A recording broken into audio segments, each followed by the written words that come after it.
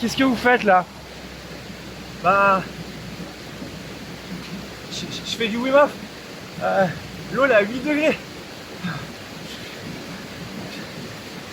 J'ai réussi à rester 20 minutes. Ça c'est n'importe quoi. Tu te mets en danger là. Elle est loin ta voiture? Ma voiture? Ouais, une petite heure de marche là, mais ça va le faire, t'inquiète. Quoi? Ouais, ça va pas du tout là. Faut que je t'explique 2-3 trucs. Ok. Oh là là, mais quel jeu d'acteur juste incroyable! Tu l'auras compris, dans cette vidéo, on va parler sécurité. Le froid, c'est un outil surpuissant qui peut te permettre d'être en meilleure santé, de t'améliorer sur un plan mental et de t'apporter tout un tas de belles choses. Mais comme tous les outils puissants, c'est un outil qui peut montrer certains risques.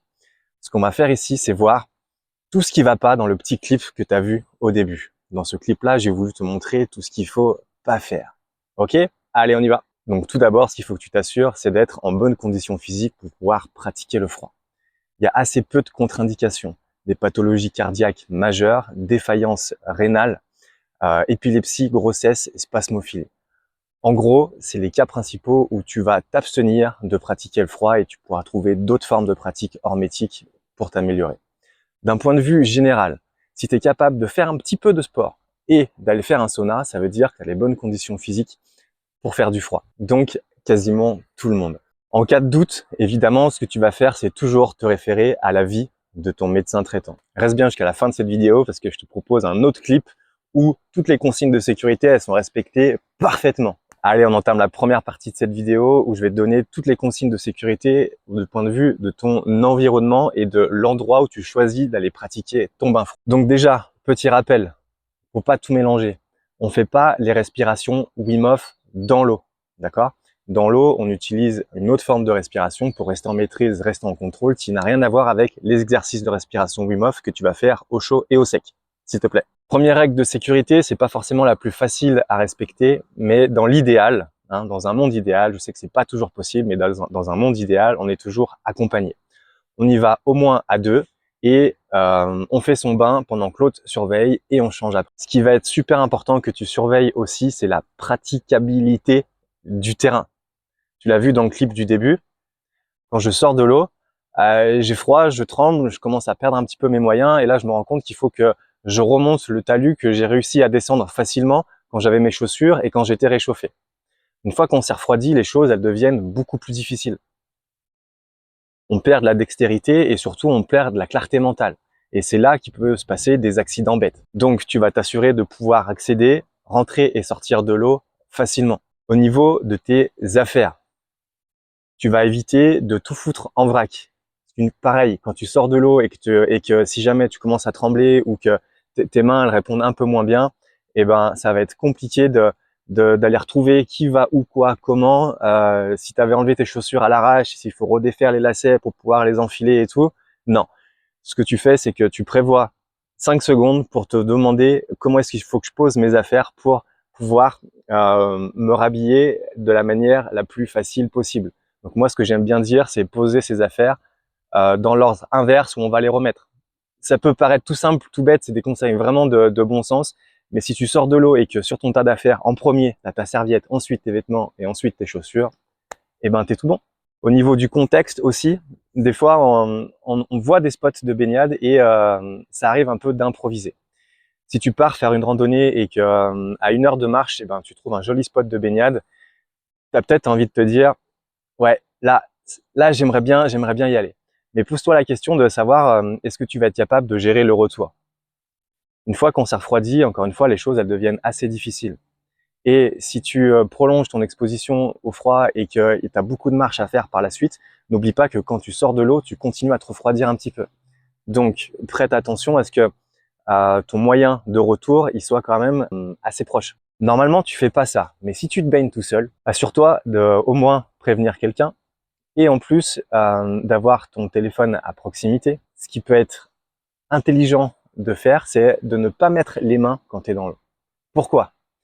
Imagine que tu es dans l'eau, tu mets les mains, tout va bien, et tu sors de l'eau, tu te rends compte que tu commences à trembler, tu n'arrives pas trop à te réchauffer, c'est compliqué de mettre tes affaires, et en gros, tu sens que ça va pas trop, il faudrait appeler quelqu'un. Tu sors ton téléphone, là tu es encore en train de trembler et tu as perdu la dextérité, tu sais même plus déverrouiller ton téléphone. Donc évite de mettre les mains si tu es tout seul. Même chose pour la tête. Si tu te connais bien et que tu as envie de mettre la tête, vas-y. Mais sache qu'il peut se passer un truc. Quand la tête reçoit de l'eau froide, tu actives le système parasympathique alors que tout le reste de ton corps est activé à fond la branche orthosympathique. Et ça peut créer un conflit interne dans le système nerveux. C'est un truc pas super agréable. Donc par mesure de sécurité, surtout quand tu es tout seul et que tu te gères pas encore trop bien, on met pas la tête sous l'eau. On a de la chance, les accidents, ils restent très rares. Mais plus il y a de pratiquants, plus le risque est multiplié et plus il y a des gens qui sont susceptibles de faire un petit peu n'importe quoi. Et quand il y a un truc qui se passe mal, c'est systématiquement qu'il y a eu un petit peu d'ego là-dedans à un moment donné et on n'a pas écouté les signaux. Si tu es toujours à l'écoute de tes signaux, c'est là que tu te mets le plus en sécurité. Donc, la mesure de sécurité première, c'est de mettre un petit peu l'ego de côté et d'être un peu plus dans ses ressentis. On pose souvent la question de combien de temps il faut que je reste dans l'eau, etc. Pour moi, il n'y a pas de vérité par rapport à ça. Ça dépend de chacun et ça dépend surtout de la condition du moment. Même moi, dans ma pratique, je pratique le froid depuis des années, je commence à me connaître un petit peu, je peux observer que dans certains contextes, quand je suis un peu plus fatigué, quand j'ai une journée un peu plus chargée ou quoi, je vais subir beaucoup plus vite. Donc, je vais me fier d'abord sur mes ressentis plutôt que sur le chronomètre. Parce que la finalité, en tout cas en méthode Wim Hof, on ne recherche pas la performance. Okay, du moment qu'on n'est pas dans cette quête de performance, qu'on est plus dans une quête de bien-être, on limite les risques aussi du moment qu'on écoute un peu ses propres signaux. Donc, ça m'amène sur le point suivant. Un point que j'aborde systématiquement dans tous les ateliers découvertes et les stages week-end, c'est qu'est-ce que c'est avoir une pratique intelligente du froid. Ça veut pas dire que les autres ils font des trucs bêtes et que nous on fait des trucs intelligents. Avoir une pratique intelligente du froid, c'est justement se servir du froid comme un outil pour se faire du bien au final. Ok, donc ça a toute sa cohérence dans cette vidéo sur pratiquer les bains froids en toute sécurité. Avoir une pratique intelligente du froid, c'est d'abord être dans le bon état d'esprit. On n'y va pas en mode viking, on n'y va pas en mode gros warrior, gros bourrin. On y va avec du calme et de la détermination. On se centre sur soi. Les bains froids, c'est avant tout des expériences individuelles. Donc avant d'aller dans l'eau, je me recentre un petit peu sur moi, je prends ma décision et j'y vais. Une fois que je suis dans l'eau, il faut que j'agisse de la bonne manière. Ça sert à rien de rester un quart d'heure dans l'eau si on est en train de trembler et de subir. C'est justement là qu'on se met en danger. Donc l'essentiel de mon travail quand je suis dans l'eau, c'est de rester en maîtrise et en contrôle grâce à ma respiration. J'allonge l'expiration au maximum et je reste centré dessus. Grâce à ma posture, où je vais défaire toutes les tensions physiques pour envoyer un message de calme. Et sur mon mindset, où je reste focus sur mon expérience et mes sensations. Et je suis pas un fervent défenseur du chronomètre. Je pense que c'est même pas nécessaire en vrai. Donc c'est quoi les signaux qui vont te demander de sortir? Alors ça demande un petit peu d'expérience, ça demande un petit peu de travailler sur ses propres ressentis et ça se développe au fur et à mesure. Mais le moment quand tu es dans l'eau et le moment où tu te dis tiens, là je pourrais tenir encore un petit peu, pour moi, c'est le moment idéal de sortir. Ça veut dire que le travail a été fait. Si tu veux pousser plus de temps en temps, fais-le, si tu veux travailler ton mental, ou si tu es dans une quête de performance, vas-y, mais à tes propres risques et périls, d'accord? Si tu veux une expérience du froid qui t'apporte des choses, que tu ne mettes pas 3 heures à te réchauffer, que tu sois pas en train de trembler dans ta voiture sur le chemin du retour, eh ben, ce moment-là où tu te dis, tiens, là, je pourrais tenir encore un peu, c'est le moment idéal de sortir. Quoi qu'il arrive, si tu te mets à trembler fortement, que tu n'arrives plus à garder la maîtrise, que tu n'arrives plus à garder le contrôle, en bref, que tu es en train de subir la situation, c'est vraiment le moment de sortir aussi.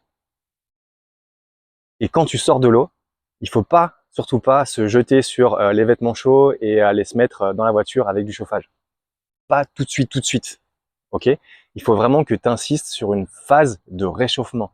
Il faut que tu te réchauffes par toi-même en bougeant. Alors en méthode Wim Hof, on aime bien faire le horse stance, ok? Cette posture-là qui permet de générer de la chaleur par ses propres moyens. Mais si tu veux faire autre chose, tu veux faire des pompes, des squats, si tu veux courir, enfin bref, il va falloir c'est que tu bouges pour faire marcher tes muscles et générer de la chaleur. Pourquoi on fait ça? Un des risques principaux à faire une exposition au froid, surtout quand l'eau est bien froide et en hiver, c'est ce fameux after drop. Quand tu te mets à trembler et à claquer des dents quelques temps après ton exposition au froid, et ça peut-être même des fois pendant 1 heure, 2 heures, 3 heures de temps. C'est pas ce qu'il y a de plus agréable à vivre, loin de là. Ça peut même être dangereux si justement tu dois conduire pour rentrer chez toi. Pour éviter ça, eh ben déjà, on évite les expositions trop longues et on prend tout le temps qu'il faut pour retrouver sa propre chaleur corporelle avec du mouvement. Pourquoi? Si je me remets tout de suite dans un contexte qui est chaud, mon corps va analyser une nouvelle situation, me dire « Ok, là il fait chaud, je peux ouvrir les vannes à nouveau ». Le sang qui était froid sur la périphérie du corps va venir se mélanger avec le sang chaud qui restait à l'intérieur du corps. Là, tu as un sang un peu plus frais qui va passer à l'intérieur du corps, surtout dans le cœur, et un sang plus frais qui passe dans le cœur, c'est ça qui génère ces fameux frissons thermiques. Donc si tu veux éviter ça, prends tout le temps qu'il faut pour générer ta propre chaleur avec du mouvement, s'il te plaît. Donc pour résumer tout ça, en gros, si tu choisis un endroit de baignade qui est sécuritaire et que toi tu connais tes limites et que tu n'essayes pas d'aller chercher la performance, c'est là que tu évites un maximum de risques. Malgré tout, c'est pas une activité qui est sans risque. C'est pas du tout pour faire peur. De mon côté, avec tout ce que j'ai fait à titre perso et de tous les stages, il s'est jamais rien passé, mais il peut se passer certaines choses. Intégrer tous ces réflexes sécurité pour une pratique du froid intelligente, c'est des choses que j'aborde dans mes stages, que ce soit les ateliers découvertes, donc des stages sur une demi-journée où tu viens découvrir et pratiquer la méthode Wim Hof, ou même surtout sur les stages week-end. Dans les stages week-end, ça m'arrive d'emmener des débutants, des gens qui n'ont pas énormément d'expérience avec le froid, leur emmener faire des choses qui, d'un œil extérieur, peuvent paraître déjà extrêmes. Quand on fait des randonnées raquettes en maillot de bain pendant assez longtemps, quand on marche pour aller dans une cascade et qu'on revient, etc., on peut se dire, attends, ils font des trucs extrêmes, ça doit être dangereux. Eh ben, en vrai, c'est pas si dangereux que ça, parce que justement, moi, je suis là pour assurer un cadre le plus sécuritaire possible. Donc, avec tout ça, ce que je te propose, c'est de regarder maintenant à quoi ça ressemble une exposition au froid en toute sécurité. Alors là, on est sur un autre spot de baignade. On voit que l'accès est beaucoup plus facile. Je peux rentrer et sortir facilement de l'eau. Alors je me trouve un petit coin pour poser mes affaires. Sur une petite bâche, c'est l'idéal. D'abord mes chaussures avec les lacets est fait. Puis mes vêtements dans l'ordre, je vais les remettre juste après. Et enfin ma serviette. Comme ça, je peux aller dans l'eau tranquillement. Petit check sur mes affaires pour la sortie. Et je m'immerge. Pendant ce temps-là, je reste focus sur ma respiration, ma posture et ce qui se passe dans ma tête. Quand je sens que j'ai eu ma dose, sans trop forcer, je me dis tiens, c'est le moment de sortir. Donc, je suis pas en train de trembler, j'ai encore tous mes moyens et je peux sortir tranquillement. Je prends tout le temps qu'il me faut pour me réchauffer. Super important, ne pas négliger cette étape. Et là, j'ai toutes mes affaires à disposition pour pouvoir me rhabiller le plus facilement. Donc tu vois, en soi, il n'y a rien de sorcier, hein. Juste un peu de bon sens et se poser des questions sur sa bonne pratique à soi. Et puis c'est tout. Donc je te mets tous les liens pour mes stages Wim Hof dans la description de la vidéo et s'il te plaît, abonne-toi aussi parce que ça m'aide à agrandir mon audience et moi, ça m'encourage à continuer à produire des vidéos comme ça. Je te remercie, à plus, ciao, bye.